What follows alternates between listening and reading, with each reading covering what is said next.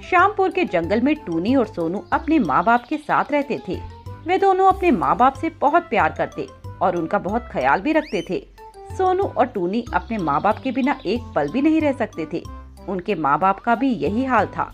वे अपने बच्चों को बहुत लाड और प्यार से रखते। कालू अपने बच्चों की हर जिद कहने से पहले ही पूरी कर दिया करता था। एक दिन वे सभी अपने मोनू चाचा के घर जाते हैं।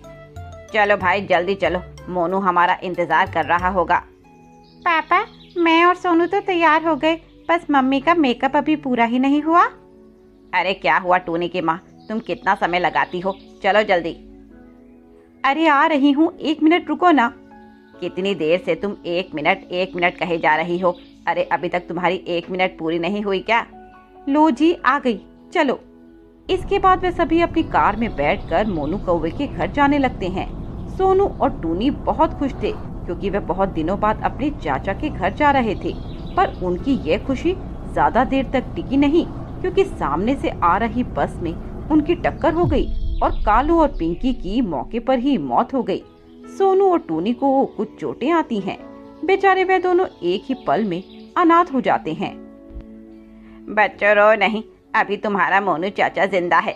तुम मेरे भी बच्चे हो, मैं अब से तुम्हारा ख्याल रखूंगा। तुम चलो मेरे साथ।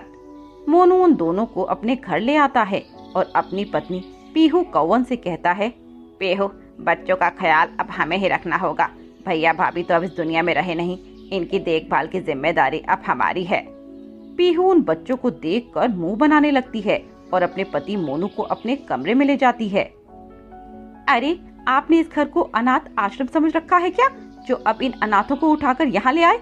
देखो जी, मैं घुमा फिरा कर तो बात करती नहीं, इसीलिए साफ साफ कह देती हूँ, मैं इनका ख्याल नहीं रखने वाली। अरे मेरे भी बच्चे हैं, मैं उनको देखूंगी या इन्हें? पेहो, तुम ये कैसी बातें कर रही हो? क्या वो बच्चे हमारे कुछ नहीं लगते? मेरे तो कुछ नहीं लगते, जो भी लगते हैं तुम्हारे लगते होंगे, और तुम ही देखो उन्हें, मेरा उनसे कोई वास्ता नहीं है। पिंकी और कालू के जाते ही पीहू का बच्चों के प्रति रवैया बदल गया था। वे उन्हें एक पल के लिए भी अपने घर में बर्दाश्त नहीं करना चाहती थी। उसका बस चलता तो वे उन्हें कब का घर से बाहर निकाल देती, पर मोनू के डर से वे ऐसा कर नहीं पा रही थी। एक दिन की बात है, पेहो मैं कुछ दिनों के लिए काम के सिलसिले से बाहर जा रहा हूँ, तुम पीछे से घर और बच्चों का ख्याल रखना, और पीहू हो सके तो टूनी और सोनू को भी प्यार से रखना, उनका हमारे सिवा कोई नहीं। हाँ हाँ ठीक है, कभी अपने बच्चों के बारे में इतना सोच लिया करो। पीहू मैं जो कुछ कर रहा हूँ उनके लिए ही तो कर रहा हूँ। और हाँ पीहू, तुम इन दोनों का दाखिला भी मुनमुन के स्कूल में करा देना, फिर ये तीनों साथ चले जाया करेंगे। ये लो पैसे। मोनू के जाते ही पीहू वह पैसे अपने पास रख लेती है।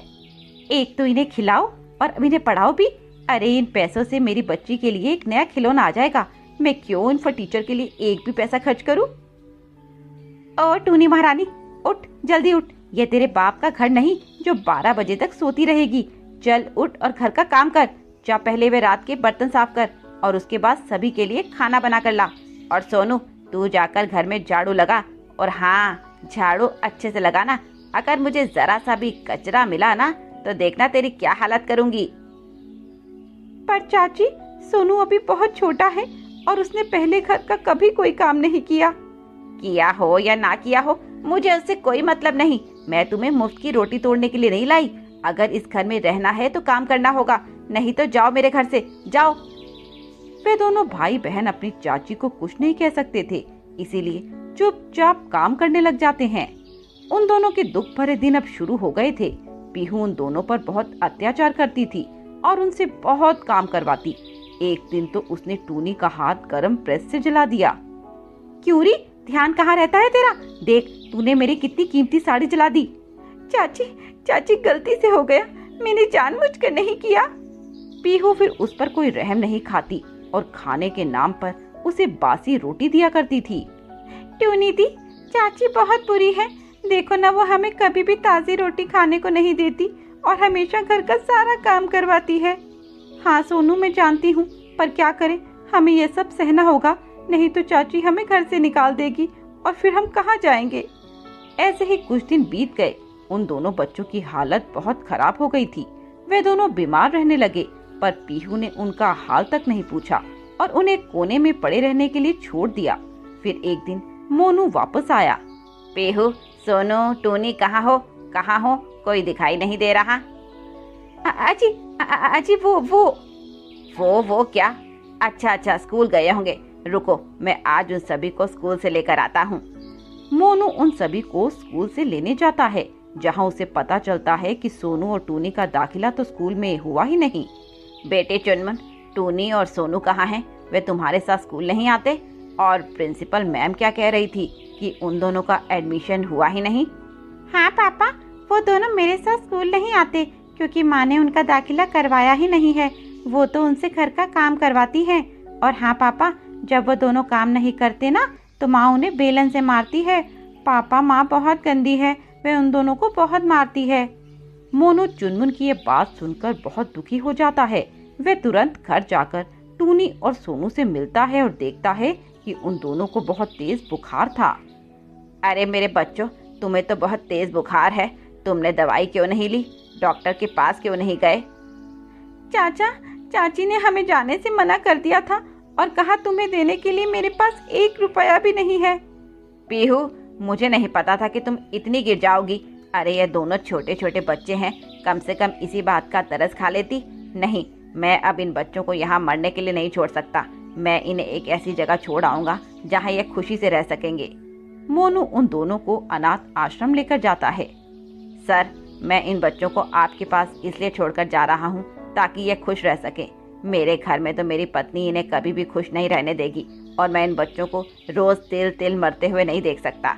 इसलिए इन्हें यहाँ आपके पास छोड़कर जा रहा हूँ। बाकी मैं हर महीने इनके खर्चे के लिए पैसे भिजवाता रहूँगा। बच्चों, तुम मन लगाकर पढ़ना और अपने चाचा का नाम रोशन करना। वे दोनों अब अनाथ आश्रम में रहने लगे।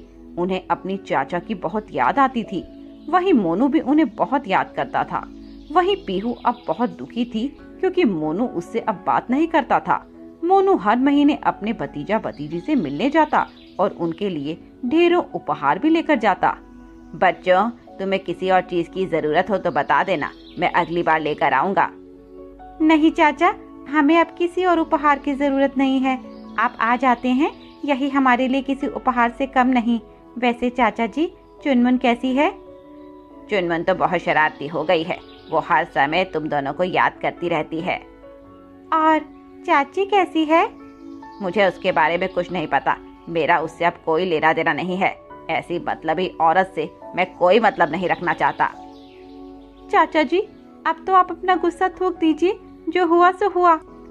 नहीं बच्चों, मैं नहीं भूल सकता कि उसने तुम पर क्या क्या अत्याचार किए हैं। अरे, उसने तुम्हें मर जाने के लिए छोड़ दिया। ऐसी औरत से मेरा कोई वास्ता नहीं। ठीक है बच्चों, अब मैं चलता हूँ, तुम अपना ख्याल रखना।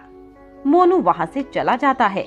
उसके जाने के बाद पीहू रोते हुए टूनी और सोनू से मिलती है और उन दोनों से अपने किए की माफी मांगती है। मेरे बच्चों, मुझे माफ कर दो। मैंने पता नहीं कितनी क्रूर हो गई थी और तुम दोनों पर क्या क्या अत्याचार किए। बच्चों, मुझे माफ कर दो और मेरे साथ घर चलो। मैं अपनी गलती सुधारना चाहती हूँ। वे दोनों बच्चे पीहू के साथ घर वापस आ जाते हैं। उन्हें देख मोनू बहुत खुश होता है। चाचा, हमें चाची घर वापस लाई है और उन्होंने अपनी गलती के लिए माफी भी मांगी। अब आप भी उन्हें माफ कर दीजिए। जब तुमने माफ कर दिया तो मैंने भी माफ कर दिया। इसके बाद से पीहू टूनी और सोनू का चुनमुन की तरह ही ख्याल रखती थी और वे सभी अब खुशी खुशी रहने लगते